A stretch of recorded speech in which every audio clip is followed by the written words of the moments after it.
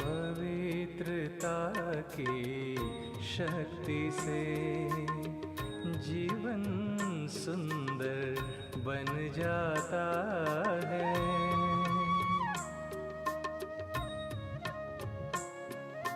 पवित्रता की शक्ति से जीवन सुंदर बन जाता है।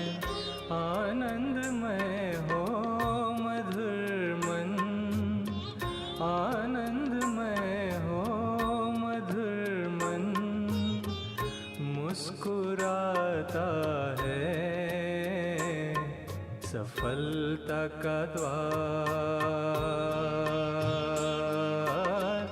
खुल जाता है। पवित्रता की शक्ति से जीवन सुंदर बन जाता है।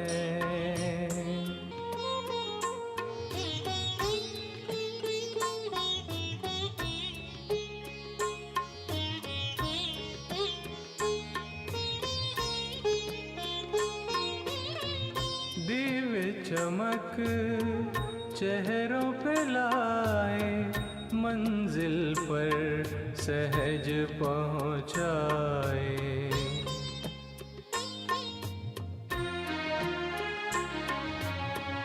योगी बनाकर जीना सिखाए, सारे जग को सुख पहुँचाए। संबंधों को सुखमय बनाए, रोग रहित इस तन को बनाए। बने राहे आसान सुखद सफर, बने राहे आसान सुखद सफर, हो जाता है सफलता का द्वार खुल जाता है। पवित्रता की शक्ति से जीवन सुंदर बन जाता है।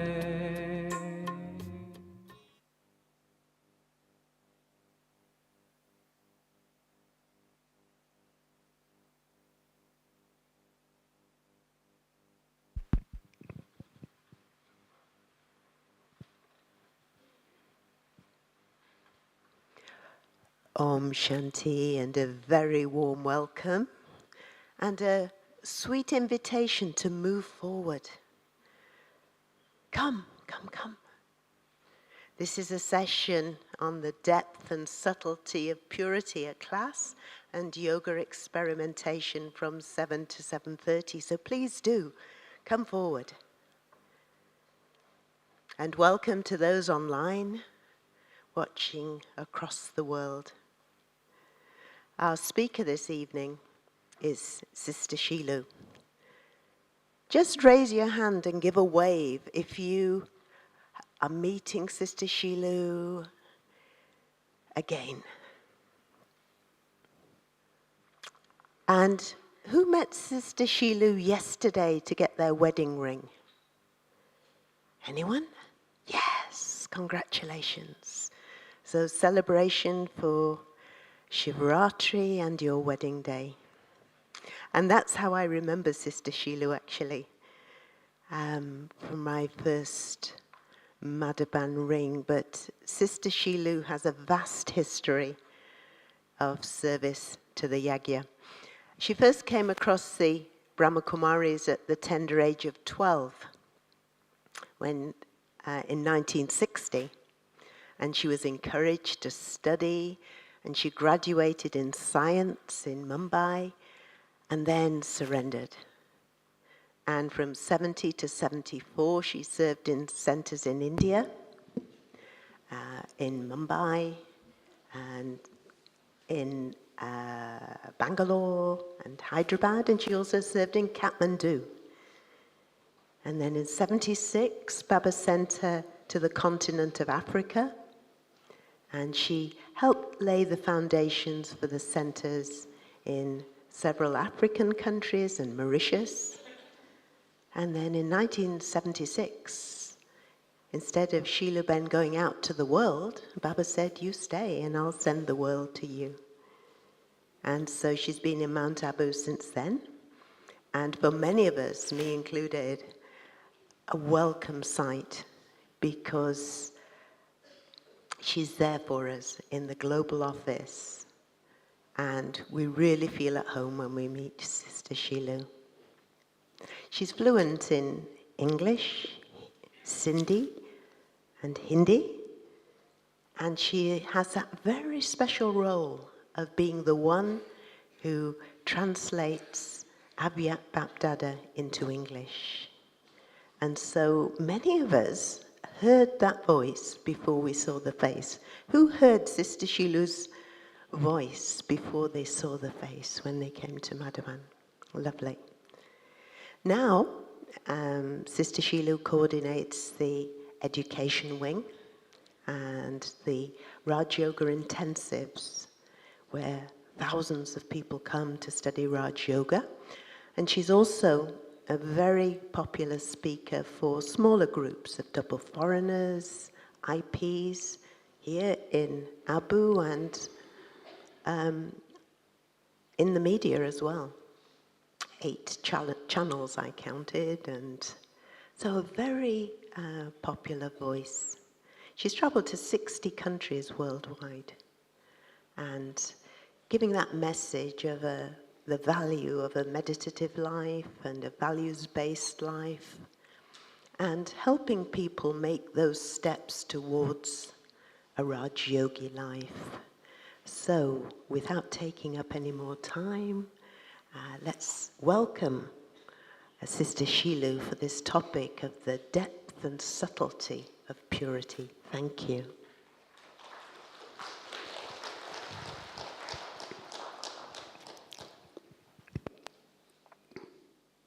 Om Shanti.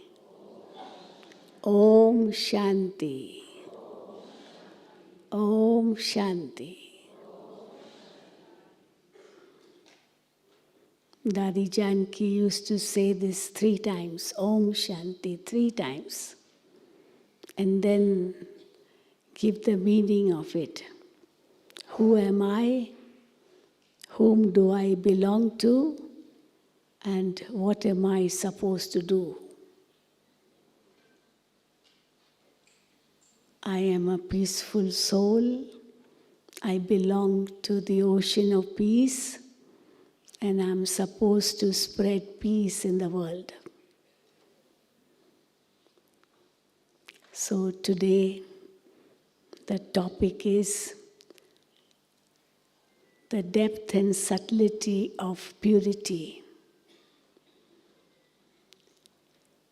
Because peace cannot come without purity. Purity is the mother of peace and happiness. And in today's world, why is there no peace and happiness? Because there is no purity.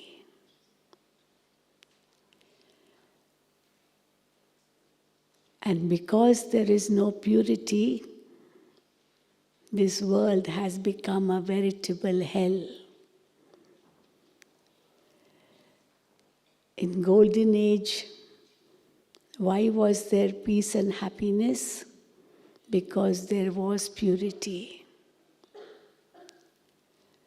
So purity is the mother of peace and happiness, and without purity, there can never be peace and happiness. And Baba comes to establish purity, peace, and happiness in the world, which is called Golden Age. When Baba comes, he establishes 3 things actually. First of all, he establishes the deity religion. The religion which has gone into oblivion. Oblivion means the memorials are there, but that religion is no longer existing. We have memorials in every religion of these deities or angels. So it's there. But when did they come? Who were they? How did they become that? And where were they? Nobody knows. Although there may be stories about them, but then so many long tales. And therefore we say that this original deity religion, the most ancient original deity religion, has gone into oblivion, but it definitely did exist. If any memorials are there, it means it must have existed before. But today it is no more. So who establishes this deity religion? Only God. Prophet souls they established their different religions. But Brahma, we can say that they did not talk much about purity. They did talk about peace, happiness, love, so many other qualities, but not about purity. And actually, why they did not talk about purity? Because the impure world had started. And there was really no need to talk about purity as well. Why? Because the pure souls came from the soul world, and they already had purity in them. But there was no peace and happiness, and that's what they gave sermons on. But when God comes at the fag end of Kali Yuga, Iron Age, none of these three, purity, peace, happiness, exist. And God has to establish that deity religion which has gone into oblivion once again. And for the establishment of any religion, purity is very, very essential. All the prophet souls could establish their religion because of their purity. But when the souls of deity religion, they come down the ladder, no one is pure. So God has to teach purity and thereby establish the deity religion. So God establishes three things. First of all, He establishes the new, a most ancient, but now new, we can say, deity religion through purity. And the second thing God establishes, which today has gone into oblivion again, it is kingdoms. Today, there are hardly any kingdoms ruled by kings.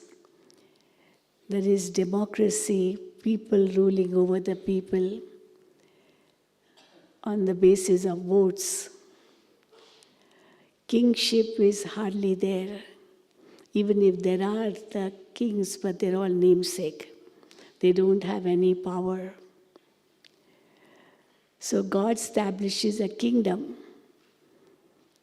When kingdoms finish, then God establishes that once again. And in golden age, there will be a kingdom. And how is a kingdom established?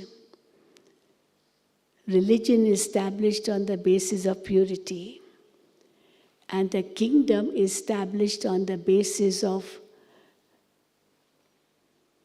we can say, constitution or the laws for that kingdom.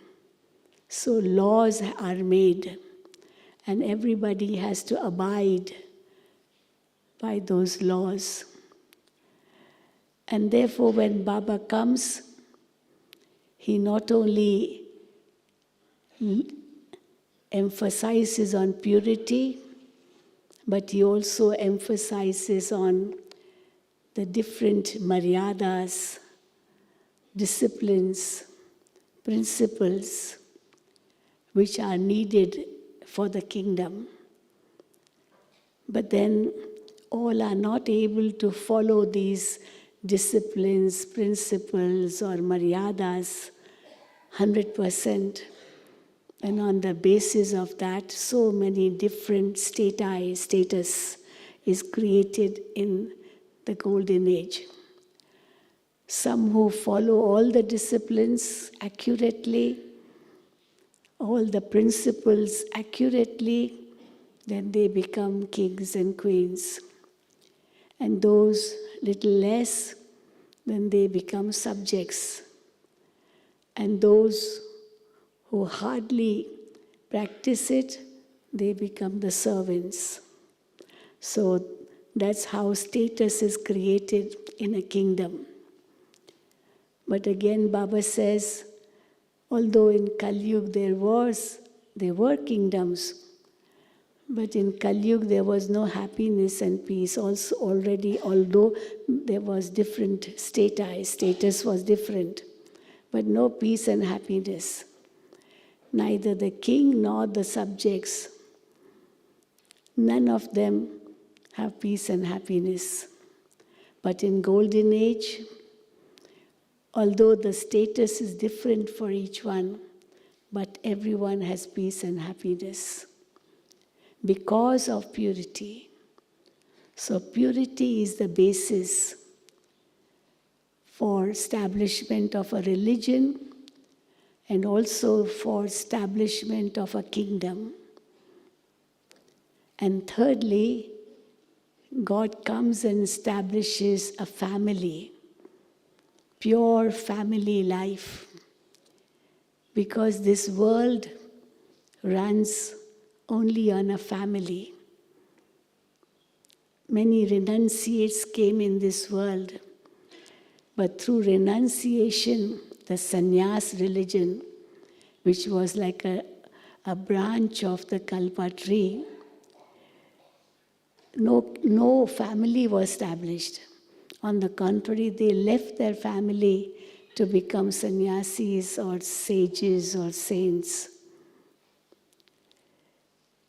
They came in order to protect or to actually help the world, to protect the world from too much falling down or too much of sorrow and unhappiness. So they actually helped in supporting the world, but not in creating pure family life. And this world is actually based on a family life, right from Golden Age until end of Kali Yuga, Iron Age. So God established the Golden Aged family, that family which actually got scattered all over the world, which was at the beginning of Golden Age. We can say the whole kingdom of Lakshmi Narayan was like a family. 900,000 souls at the beginning of Golden Age, they were all in the royal family. Of course, different status. And how gradually they increased, the members increased, and then from Copper Age onwards, they scattered into the whole world. And then at the end of Iron Age, when Baba comes, he has to bring all those family members of the Golden Age back into this one world family. And we say we all belong to one world family, a family of many colors, so many different colors of the skin, but we are all one family, the family of God. So how does he create this family? By giving the knowledge of the soul and Supreme Soul. Who are you? You are a soul, you are not the body. You have to see each other as a soul. In every Murli, Baba talks about that. You have to remember the Supreme Being. You have to remember Baba, the Supreme Soul. So be soul conscious and remember me.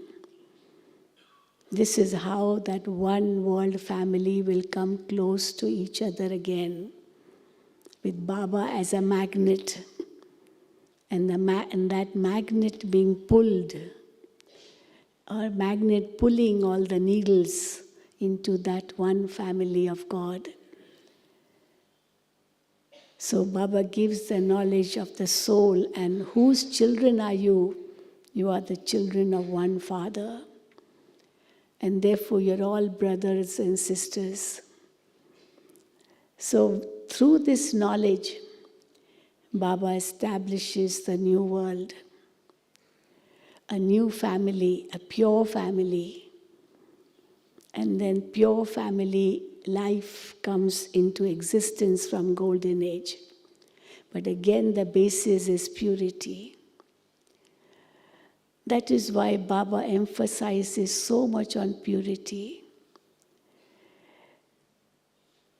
So what exactly is purity? Let us go into the depth of it and the subtlety of it. It is not merely celibacy. It is much, much more than that. Celibacy is the first step towards purity. And if we come to know why celibacy is important, then we can practice it easily. And then we go higher and higher than that. Celibacy is just abstinence from any type of sexual attraction. But that alone is not enough. Purity has to come not just in actions, but it has to come also in words, in thoughts, in our feelings, in our attitude, in our relationships, in our vibrations. Purity is needed in all that, and that is the subtlety of purity. Even in our dreams, well, other things we can understand and maybe control them, but dreams, you can't control your dreams. And what are dreams based on? They are based on your own sanskars. So what type of dreams am I getting? From that, I will know what my real sanskars are. And therefore, as dreams are not under our control, but Baba says even in your dreams there is need for purity. So purity in thoughts, words, actions, relationships, attitudes, feelings. And the biggest part of all that is honesty inside and outside. Real honesty. Whatever is inside should be outside.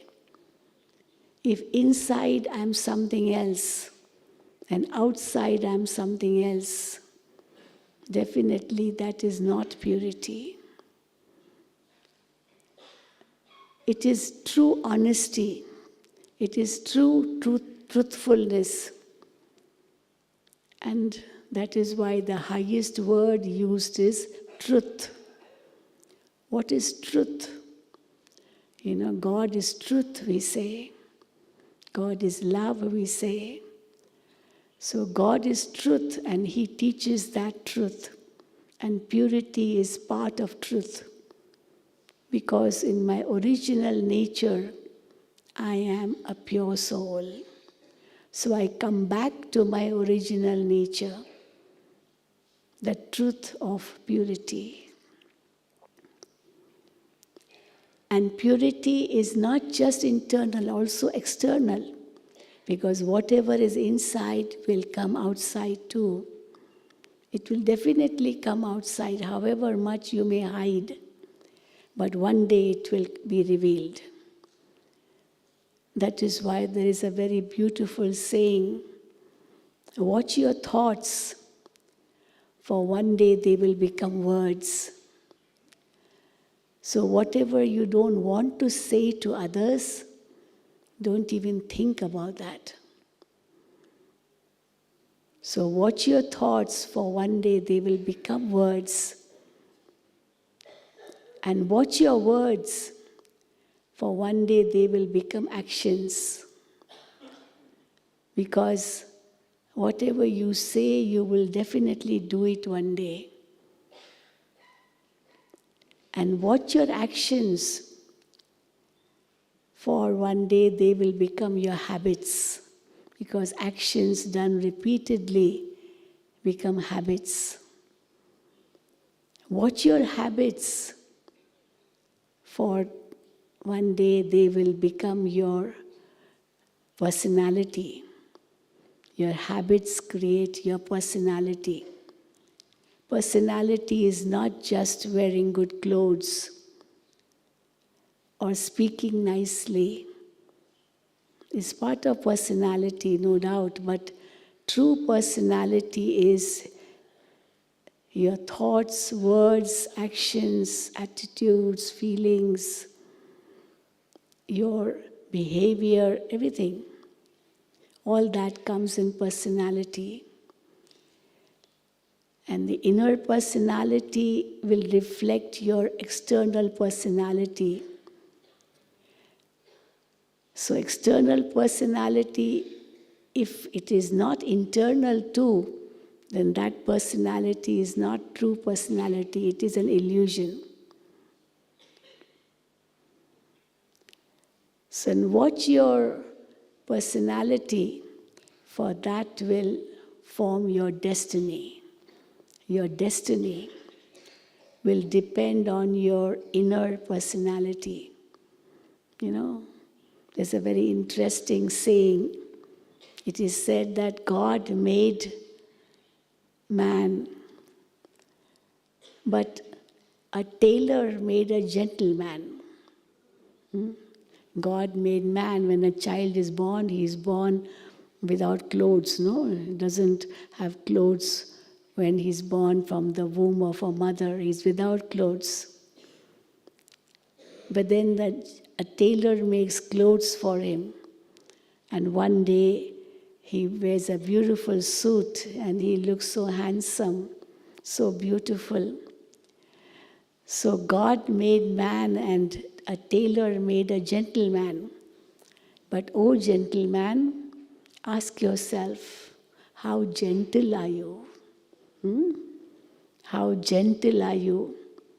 Gentleman does not mean wearing a coat and pant and a tie and say, oh, I have a personality. But how gentle are you? Because gentility is the real personality. When Baba talks about humility, Baba talks about easy nature, all these different values. And if these values are not there, then we say that the life also is of no value. Values in life are the basis of value of life. And therefore life is very valuable, but then that depends on how many values you have in life. That's why these virtues are also called values. So Baba talks about purity because Baba is establishing a new world, new religion, new kingdom, new family. And it is this purity which really has led to so many obstacles in the yajna.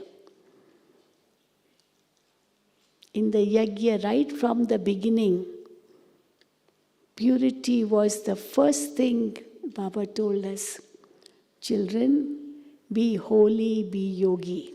You know, at the time when the sisters surrendered in the yajna, they came running to Baba. And Baba protected them, looked after them in the yajna. Because they got visions of destruction. They got visions of the new world. They got visions of Sri Krishna. And because of those visions, they were so attracted towards Baba. It was all Baba's magic, which worked at the beginning. And they all were pulled to Baba. They didn't think of their families, their homes, their children, the wealth they had, nothing. They just left everything and came running to Baba. And Baba looked after them, sustained them. But then, after that, so many obstacles came. People were so afraid of coming to this institution. They would say, oh, these Brahma Kumaris, they will make you a brother and sister. They will make you pure. lead a pure life, celibate life, don't go to them. They will do some magic on you. Don't look into their eyes. They used to say, because their eyes have magic. Don't eat their food, because that food also has magic. That's what they used to say. And Brahma Kumaris did not get accommodation. They did not get any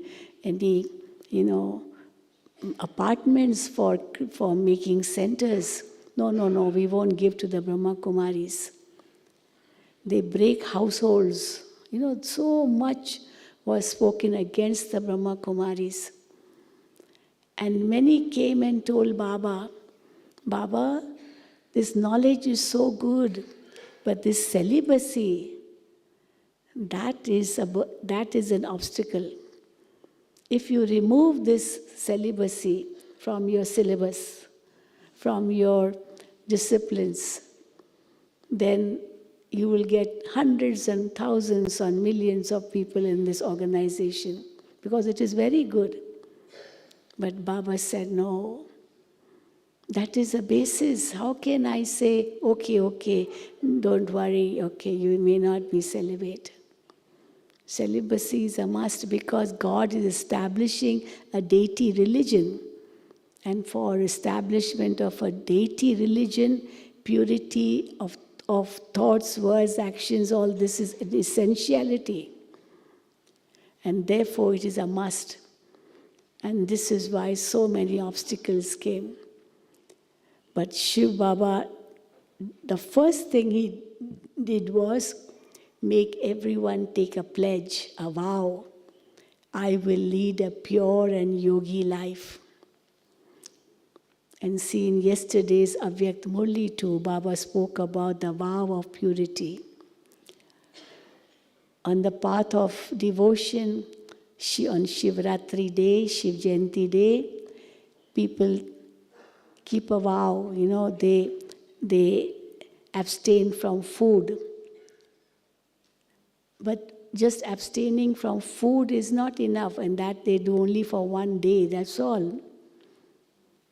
But here Baba says, it is chastity, it is true purity, and in this birth, if you become pure, you will be pure for 21 lives.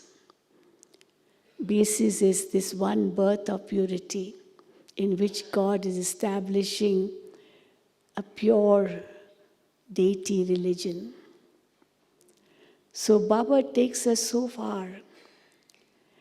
And Baba said, a day will come when this purity will be so essential that people will say, yes, this is the need of the hour. In yesterday's Murli, you must have heard, Baba spoke a lot about family planning. Family planning. Because in those days, the Sakar Baba's time, this family planning was much in India, because the population was growing a lot. When India became independent in 1947, the Britishers left India. There used to be a slogan in India, because Mahatma Gandhi was the leader. And he hardly wore any clothes. He used to wear just a small dhoti, that's all. He would not cover his chest, but just one dhoti, on his legs, that's all. And they used to say, in Hindi the phrase was, 40 crore ka ek langoti wala, because of the langoti, that little, the cloth he used to wear around his waist, that's all. And then be without the top. And he used to travel around everywhere, and people used to follow him. And how he became instrumental in giving independence to India. But then at that time there were 40 crores. But now India's population is 140 crores. 100 crores increased in just 78 years. You can imagine in India, so much population. And each year, more than 1 crore, we say 1 crore means you can say 10 million. 1 crore people increase in India. It's more like just one country, whole country's population. So much population in India. And therefore, at that time, the government had introduced this family planning. We two and our two, that's all, only 2 children, no more than 2 children. And even now the government says if someone has more than 2 children, then you won't get a government job. They've introduced this now because the population is growing like anything. But they use all artificial methods to not have children. Artificial methods, you know what the methods are. But nobody talks about celibacy because they think, sex lust is like eating food. That's what Freud said. Freud, he was a Western philosopher who said, sex lust is like eating food. Just like you will die if you don't eat food, similarly, if you won't have sex, you can die, So essential sex lust is.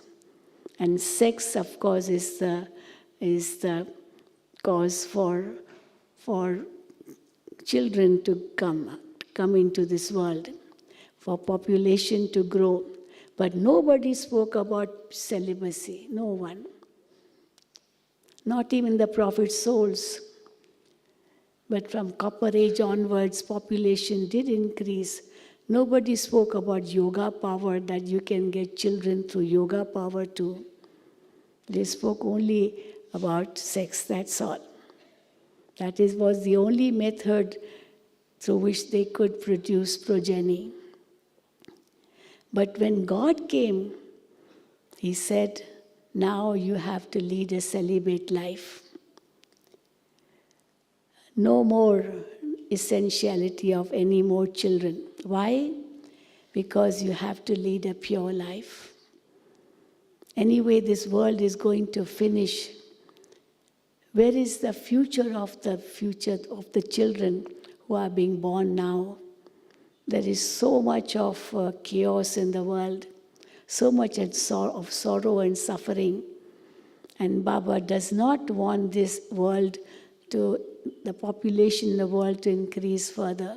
But of course, those souls who are in the soul world, they have to come down. So in spite of the governments trying to stop population growth, but Baba says it cannot happen because the souls have to come down on earth. But then we are seeing how quickly the population is growing in Bharat in particular, not everywhere in the other countries. In some countries, the population is going down. But here, fertility rate is very high, and that is why population keeps growing.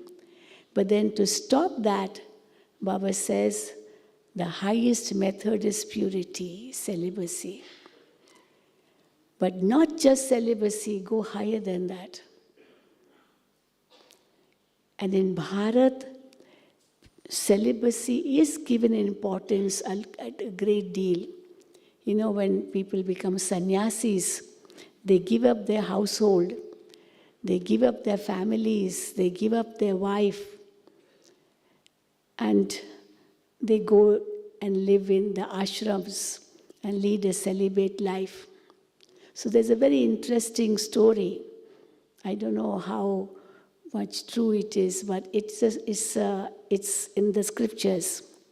So the story goes that one person became a recluse, a sannyasi, and started living in the ashram, where everybody is celibate, the sannyasis. So one of them came to his guru and said, Guruji, I cannot remain celibate. I'm that urge for sex lust is there in me. I cannot live without it. So the Guru told him, okay, go back to your family, but indulge in sex only once a year, that's all. Only once a year. So he went back, and after 1 year he came back and said, Guruji, it's too little. My thirst for sex is not quenched. I cannot stay without it. Then the Guru told him, okay, go back to your family and indulge in sex only once a month, that's all. Not more than that. Then after a month he came back again. He said, I'm not satisfied. I'm still thirsty for sex. Then the Guru told him, okay, do it once a week, but not more than that. But again he came back after 1 week and said, not possible. And then the Guru told him, okay, go and indulge in sex every day. But before you do that, create your own grave. Create your own grave, because the more and more you're indulging in this vice, you are going closer to your grave, your death. If you want to do that, then go and indulge in sex every day. Never mind. And he realized, so much importance is given to purity. But then when Baba talks about purity, he says you don't have to leave your family. You have to live together. Husband and wife living together and keeping the sword of purity in between the two with the vision of soul consciousness. I'm seeing my soul brother. And that will enable you to lead a pure life, living in the family. So Baba teaches us the middle method, the middle path. There is one path which is the path of extravagance, the path of materialism, what we see in the world, only materialism and vices. That is one extreme end. Enjoy to your maximum, eat, drink, and be merry.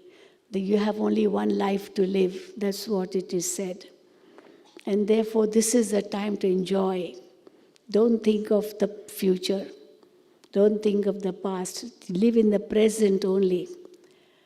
But in India, in Bharat, we believe in karma philosophy and rebirth. So karma philosophy and rebirth has such a deep meaning that this is not your only birth. It's not just the present. The present is based on the past. And this present will lead to the future. So make your present so elevated that you are able to create a very great future.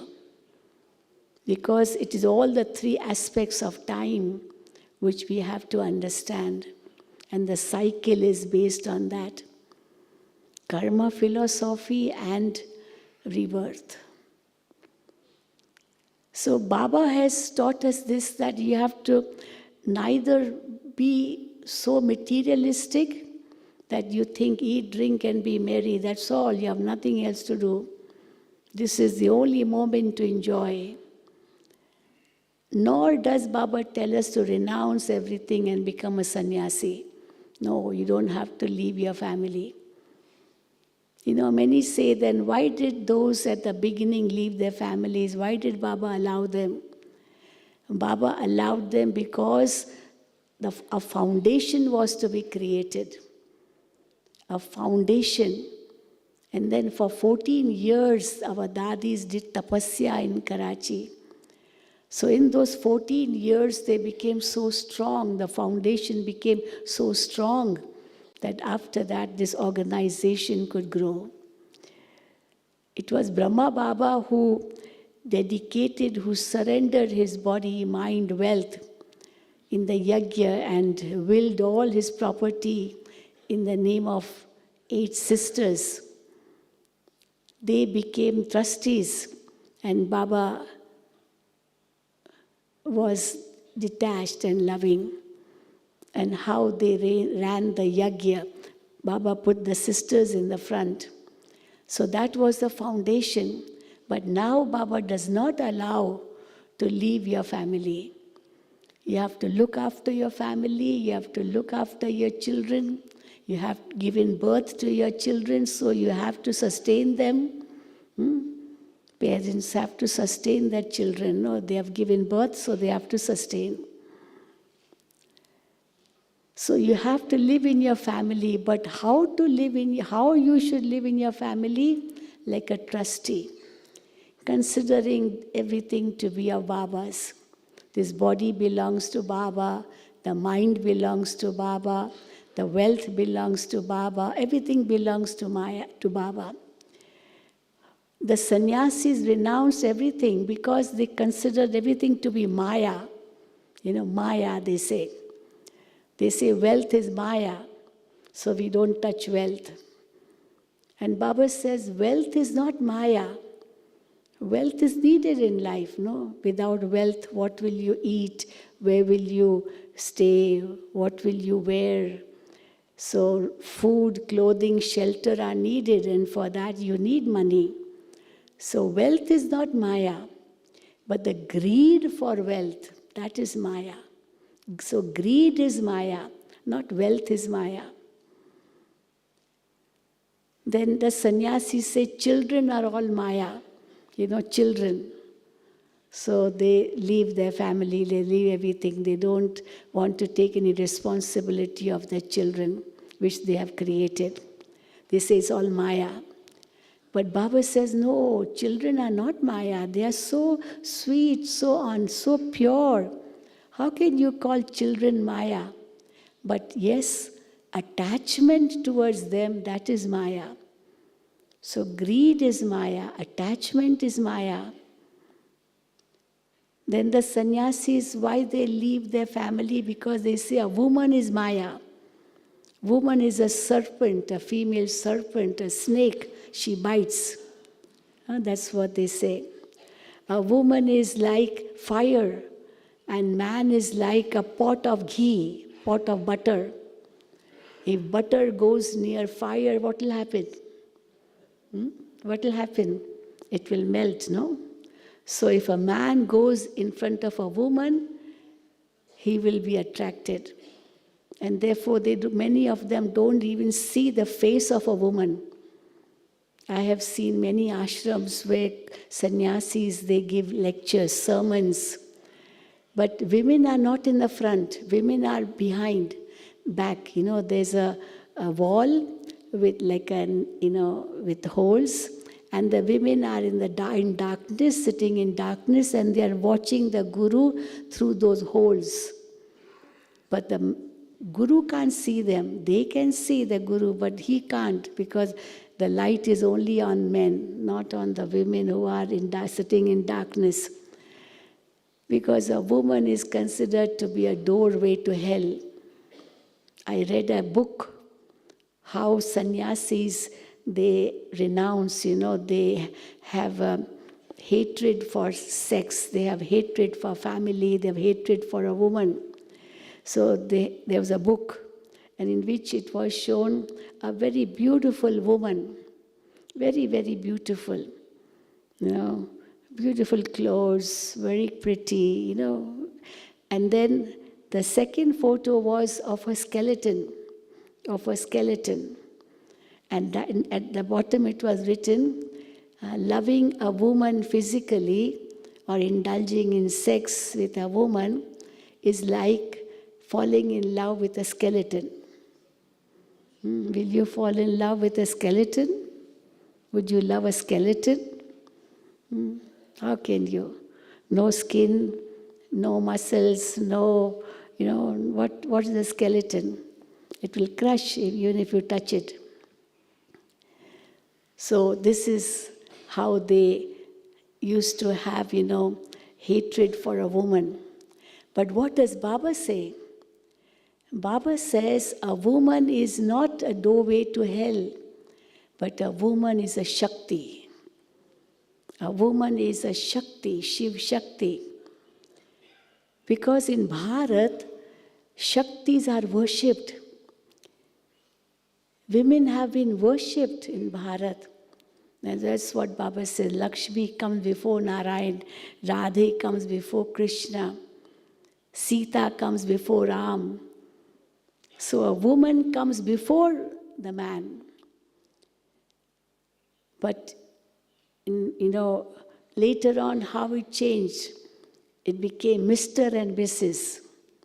Mr. comes first and Mrs. comes after that. So a woman comes next. She's always behind the man because man is in the front. It's a man-dominated world today. But when God comes, He puts the Shaktis, the women in the front. And today is 8th of March. 8th of March is considered International Women's Day. No? Today is International Women's Day. We have a special wing for women. Many people ask, why you have special wing? We have different wings of different professions. But why a special wing for women? Then you should have a special wing for men also. Because women, half population of the world is women and half population is men. So you should have a wing for men too. We say no need for men because already this world is a man-dominated world. But women need to be raised. A woman is like a pivotal point, like a pivotal point, the focus. If that goes down, everything goes down. And if that rises, everything rises. So if a woman falls in her purity, the whole world falls. When a woman rises in her purity, the whole world rises. And that is why even in the Bible, they have actually defamed Eve, Adam and Eve. First of all, how they have defamed Eve? They have said that Eve is like a rib, one rib of Adam. Like a rib, only one rib of Adam. And secondly, God told them, don't eat the forbidden fruit. And for 1,000 years they were in paradise. They didn't eat the forbidden fruit. And one day the Satan came and said, eat it. Then Eve encouraged Adam, don't listen to God, listen to Satan and eat that forbidden fruit. And Adam and Eve ate that forbidden fruit on Eve's push. Of course, by Satan. We say Ravan. So Satan. And when they ate that forbidden fruit, God cursed them. Go into hell now. And what will you experience in hell? A woman will give birth to a child in pain. There will be pain in giving birth to a child, and a man will have to toil hard to earn for the livelihood of the family. So woman has to be like, behind the man all the time, because man becomes the money producer and she has to always beg for money. But how gradually, when Baba came into this world, he came in 1936-37, we say. Baba put the Shaktis, the mothers in the front. Shiv Shakti avatar, incarnation of Shiv Shakti. And the scriptures do say that when there were many devils, evil in the world, God created the Shaktis. Durga, Amba, Kali, so many goddesses are worshipped in India. So God created them to destroy the devils, the evils. Because Shiva could not do it alone, so he created the Shaktis. So God put the sisters in the front. And we say with pride that this Brahma Kumaris organization is a women-run organization, the highest women-run socio-spiritual organization in the world, run by women. When many say you say Brahma Kumaris, why don't you also say Brahma Kumars? We say, of course we have Brahma Kumars, but Brahma Kumaris, they are the leaders. They are leading this institution. Baba put Mama in the front. Although Brahma Baba was the chariot of Shiv Baba, but he put Mama in the front. And the Shaktis in the front, and how this yajna ran. So a woman is not Maya. A woman is not a serpent, a snake. A woman is not fire, but a woman is a goddess. But that goddess today has become downtrodden. It is lowered so much. And then God raises her and tells her, do not consider yourself to be a woman, but consider yourself to be a soul and see everyone as a soul. Baba says even brother-sister relationship can lead to impurity. Yes. Brother-sister relationship is such a pure relationship, but even that can become impure. I remember when couple came to Madhuban, and for a few days, and they were supposed to stay for 1 week. But then after 3-4 days, they said they had to go back. Why they had to go back? Because the young children, one girl, one boy, were at home alone, and they were afraid that brother and sister alone in the house is not really safe. So they had to go back soon. So even brother and sister living in the same house, they cannot lead a pure life. They won't, because the body consciousness is so high. So what was the forbidden fruit which Adam and Eve ate? It was the forbidden fruit of body consciousness, Baba says. In golden age and silver age, they were all soul conscious. And that soul consciousness was revealed when the soul was to leave the body. At the ripe age of 150, with, they say the soul felt that now this body has become old, now I must relinquish this body. So with its own desire, the soul would leave the body and it would get a vision of a new birth, a new baby, in which it will take birth. And the soul would leave the body happily. Today, there is so much fear of death. Why should there be fear of death? There's no need to fear death.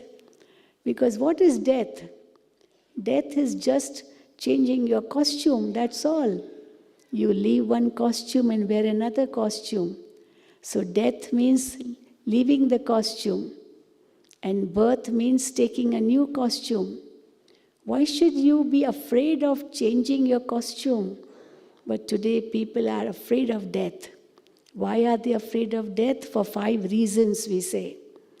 And these 5 reasons were not there in golden age.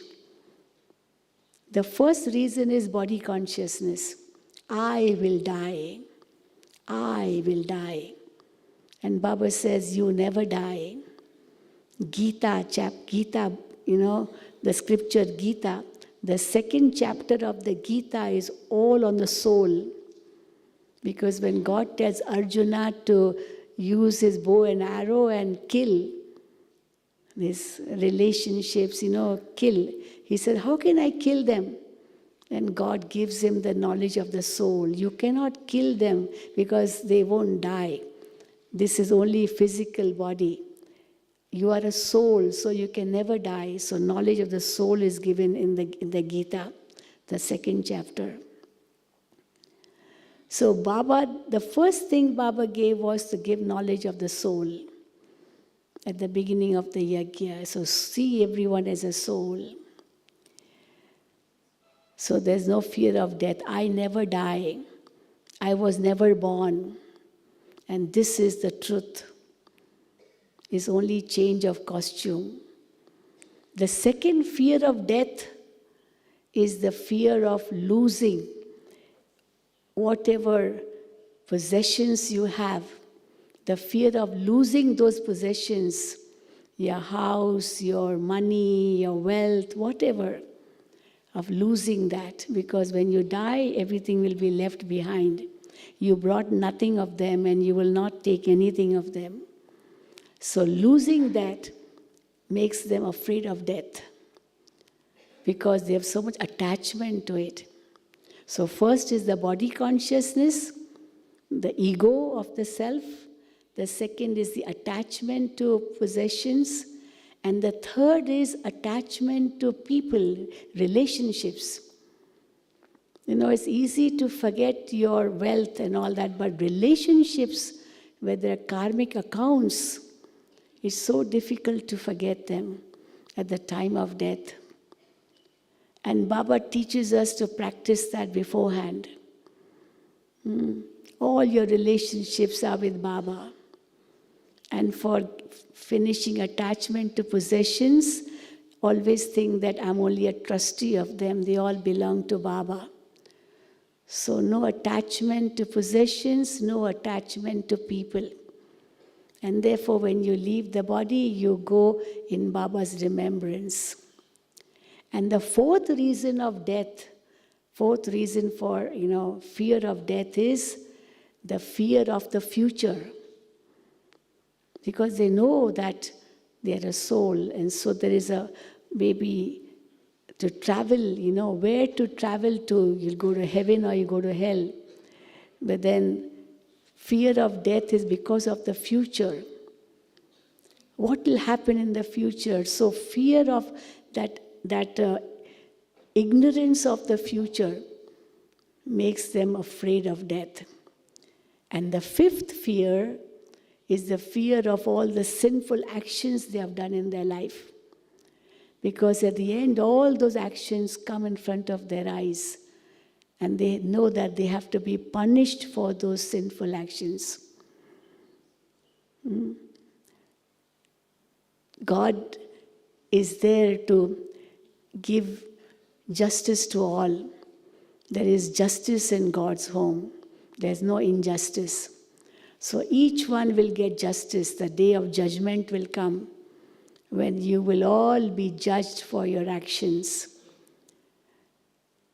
And therefore Baba tells us not to fear death. Why? Because your future is very bright.